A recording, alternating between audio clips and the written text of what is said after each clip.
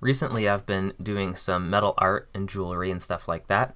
For example, these earrings here. These are, ukulele guitar shaped earrings, and they're just hammered copper or peened copper. It's basically copper pipe that's been flattened out, and then I put this cool texture on there. The way you normally put that texture on there is with a ball peen hammer. So I made my own hammer. Well, I took a hammer and put some little faces on it, a little peening head on there, and you go and hit that piece on an anvil, as I'm showing here, and that makes the front side look really great, as the picture shows. But when you flip it over, the back side does not look so nice. It's all kinds of gross. And so really what I'd like to do is to put that surface on both sides. For a ring, if you're making a ring jewelry stuff, it doesn't really matter, right? Because the inside, you can never see the inside of it. It's against the skin. But for earrings, you really need that nice surface on both sides. So just at a first glance, you could take maybe two ball peen hammers and hit both sides of the material at the same time. So then you put the dents on both sides of the material. But as you could expect, that would be extremely challenging. That is how I made those earrings to start with. Well, actually, I had a hammer mounted upwards, like upside down in the vise, and I held the metal between on top of that and then hit it with another hammer.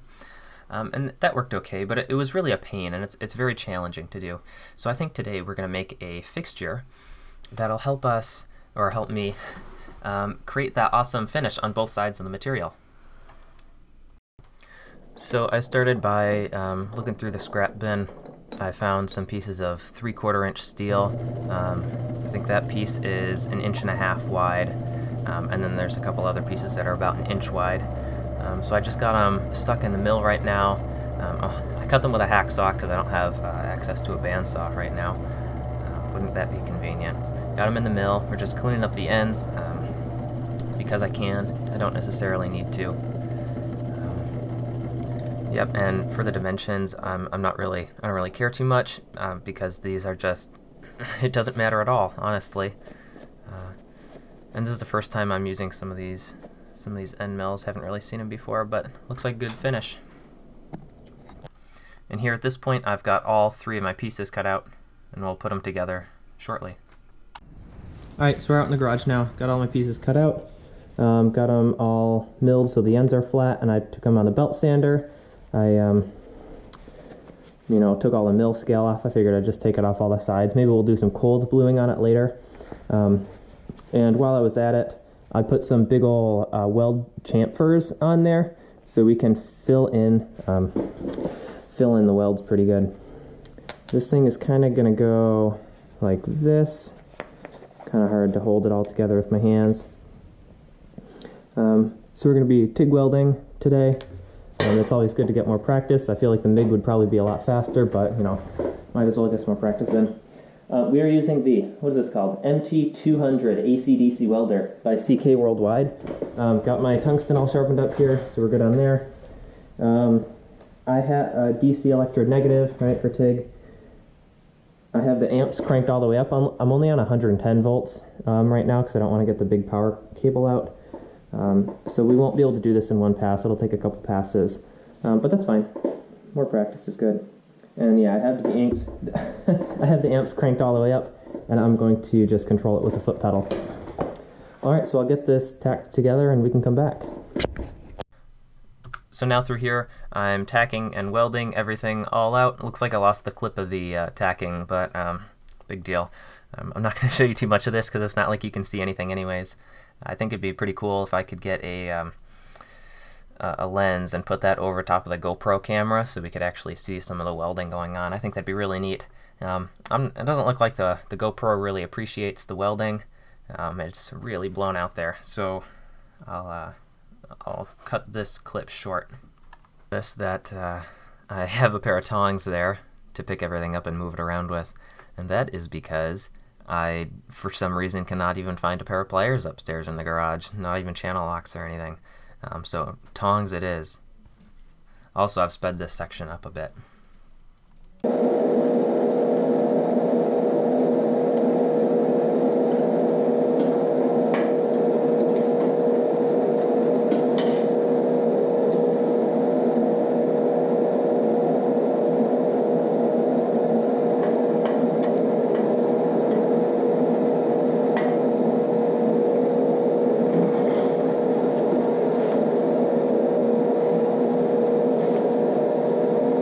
right, so I sure was doing great. Here, let me see if I can get the GoPro turned on. Here we go. Yeah, I was doing pretty good, and we were at like the last little tiny bit, and then I dipped the tungsten, and not just a little bit. I mean, all the way. So I'm not really sure what we're gonna do about this.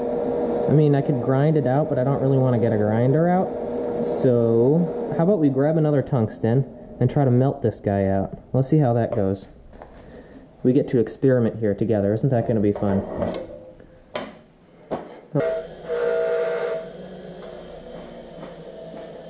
Alright, new tungsten has been acquired.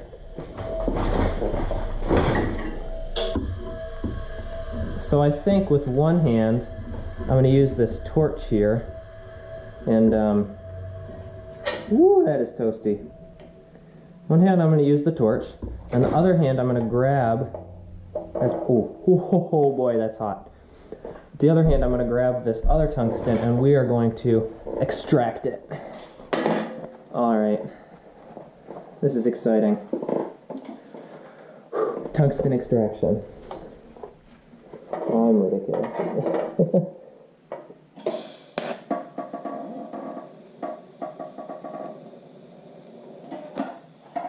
And there we go. Look at that. Weld has been salvaged, although I'm sure it's extremely contaminated, or whatever the pros say. I'm not a pro, so perfect. The tungsten is no longer attached in my workpiece, and I think we're pretty much done welding here. We can go take it downstairs, drill some holes in it. Here's a couple pictures of my welds. I'm certainly not a professional welder, and I'm still learning a lot about TIG welding, but I'm pretty happy with the way these turned out. I think they'll be really solid. There's not too much undercutting anywhere, and I think I filled in pretty well. You can see I don't know if you can see it, but I used a weave pattern for the top passes, and I think that turned out well. And you can also see some of the really cool colors that were made because the metal was heated up so hot in a normal atmosphere, created an oxide layer on the surface. Alright, so we've welded this thing out. We're back downstairs, going to drill holes in it. We were trying to fit some of this stuff. I think this is 1/2 inch, just stainless rod with this nice tip on here, the nice profile on it. And we want to fit that down in the hole pretty nicely. So I think we're going to go with a 1/2 inch reamed hole, and we'll see how that goes. If for some reason this stuff isn't as accurate as I think it is, then we can always make the hole a little bit bigger afterwards. So yeah, I'm going to drill through this top side and then down through the bottom side. We'll see if the drill reaches that long. I know the 1/2 inch and the reamer will certainly be that long, but any pre-drill sizes or pilot holes might not be big enough. We'll figure that out though. I'm sure it'll be okay. So let's get to it. I already got the Jacobs chuck in the mill. This has an R8 whatever shaft on it, and I have a center drill in there now. Gonna do that first. Might have to drop the knee a little bit here. Have the spindle lock undone. Gonna come down a little bit on the knee. And this doesn't have to be accurate or anything, so I'm not really using a center finder. I'm just gonna kind of line this thing up to whatever looks good. I can spin the spindle a little bit manually just to check out how it looks. Bring the quill down. I did center punch it, and so it might find the center of that hole. I don't know, this is a center drill though, so it's pretty rigid. And I have the DRO set up. I don't know if you can see the DRO. Let's see. Yeah, you can. The DRO over here, I'm going to say this is the 0 point, and I'm going to zero these out. In case I have to come off to the side, I can come off to the side to get a drill in or something like that. I can come right back over top of the hole. I don't have to do any centering or anything like that. Just come back to 0, 0. Plus for drilling, honestly, it doesn't really matter how accurate you are on the position. You can be off by a couple thousandths and it'll be fine. So yeah, let's get to it. I don't know how many RPMs this is. 860. I think this might be a little fast for the 1/2 inch drill and the reamer and stuff like that, so we can kick it down after we do the small pilot holes.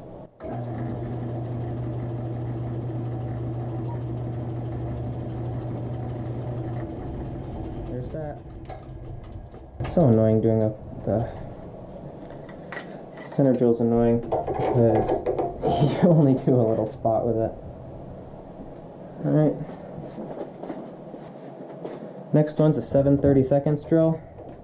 You might ask, hey, why'd you pick that size? It's because it looked about right. And I hope this guy's going to be long enough. We're going to grip this thing right in the very end of the chuck, just like you're probably not supposed to do. But that's fine, we know what we're doing, right? There's no way this can go wrong. Just grab it right at the end there. And we'll see if we can get all the way through our bottom hole, our bottom plate. Really hope we don't have to do anything crazy.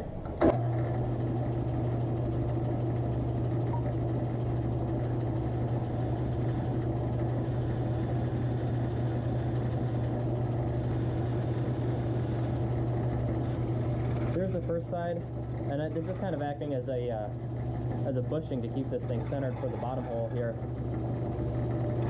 Yeah, that's perfect. That's going great.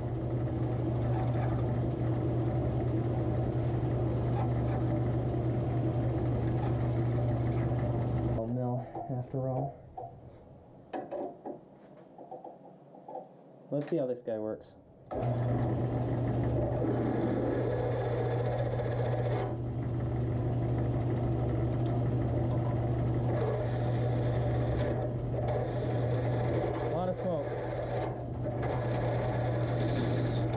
Beautiful, beautiful.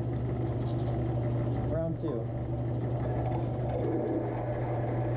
Woo. Yeah. Woo.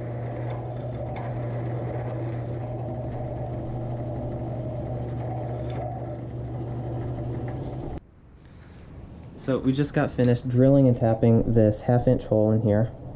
And I was hoping to fit this piece of material in there. It's just a piece of stainless rod. It's all nice, great finish on the outside. When I go to put this in here, it almost fits, but not really. And I think my drill actually drilled a tiny bit oversized, so that's why it's kind of has a weird fit in there. But when I mic this thing out with the micrometers, so the caliper said it was, exactly 1/2 inch. That's why it's important to, really measure things sometimes. So let's measure that, and we get 0.5015, so 1/2 inch plus 1.5 thousandths. So that explains why it doesn't fit in our nicely reamed hole over there. Alright, so we got the problem resolved. Not necessarily in the way I wanted to. Ended up taking a Dremel and just kind of going around inside the hole a little bit. But anyways, we fit just fine in this side, fit just fine in this side. So as far as these holes go, I think we're pretty good. I need to make another one of these guys, and I think we're going to just put a little bit of oil on this thing and let it be. Maybe we'll try cold bluing another day. This thing's already been a little bit blued, hot blued, I guess, just from the welding. Got real hot, formed an oxide layer. That's all cold bluing is, anyways. So yeah, let's test it out after I make another one of these. So I've got this thing set up here. I actually have it clamped to a piece of railroad, or a piece of rail that's in the vise that's upside down, just so I can get a clamp onto this thing. I think in the future we're going to put some tapped holes in there so we can hold this down onto something. But anyways, now we're going to do the other half of this piece here. So I did the first half just with a normal hammer. Front side looks great, back side does not look great. That'd be fine if this was the inside of a ring, but this is not. This is going to be like a necklace or earrings or something. You can see both sides.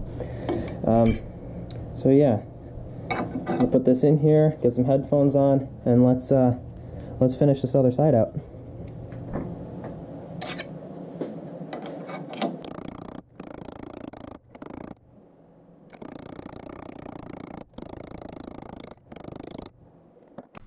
Okay, so the piece that I used in the recording is not the piece that's going to show up in this picture in a minute. I had to swap it out for another one because I wanted to change the profile that's on the tip of those two anvils that are touching. So this might not be the most exciting finale of a video for the viewer, but it really is that exciting for me. So in this first picture, you can see the top side of both of the pieces. On the left is the one that I just did on the flat anvil surface, and on the right is the one that I made in the new fixture, or the new jig. So these look very similar, right? About what we expected. Now let's flip them over and look at the back. So the left one, again, is the one made on the flat anvil. The back of it is all dented, it's all kind of gross, and it's not an acceptable finish for a piece of jewelry. But the one on the right, that is indeed the back side. And doesn't that just look almost the same as the front side? I am really happy with that finish that I could get, and now it's super easy, or certainly a lot easier to make jewelry pieces like these pair of earrings, and I hope to be able to make a lot more of them in the future using this tool. I might post some follow-up stuff about this, or an overview of how I make the earrings. But anyways, thanks so much for watching.